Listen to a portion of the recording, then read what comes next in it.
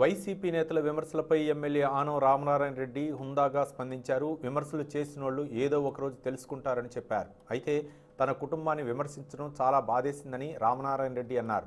తనను పార్టీలో అవమానించడం కంటే రాజకీయంగా నిర్వీర్యం చేయాలని చూస్తున్నారని విమర్శించారు.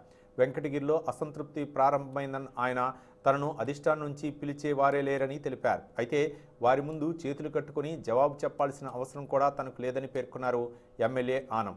మరోవైపు 2014లో అధికారంలోకి టీడీపీ రాకలేకపోయినా వెంకటగిరిలో గెలిచిందని గుర్తు చేశారు. 2019 ఎన్నికల్లో వైసీపీ నుంచి తాను పోటీ చేసి విజయం సాధించానన్నారు. అన్ని మండలాలు మున్సిపాలిటీ నేతలు కష్టపడి పనిచేస్తే గెలిచినట్లు చెప్పారు.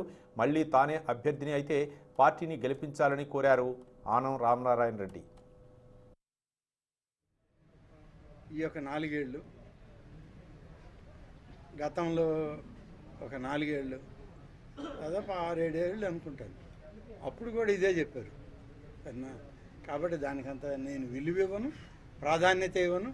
ఎవరేది మాట్లాడుకున్నా నాకు పోయే నష్టం కాకుంటే ఒక్కటి మాత్రం చెప్తున్నా, నా బిడ్డ ప్రస్తావన చేశారు.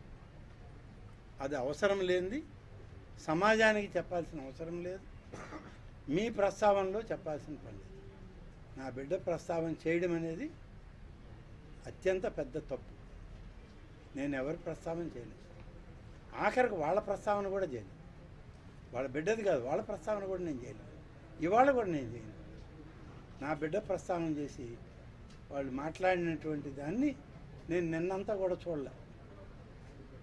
ఇవాళ ఉదయం నాకు మీలాంటి మిత్రుడే ఒకరు ఫోన్ చేసి, నీకు ఒకటి పంపించాము చూసావా అన్నారు.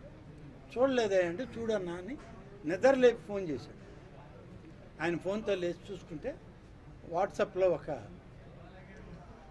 ఉన్నింది. అది చూస్తే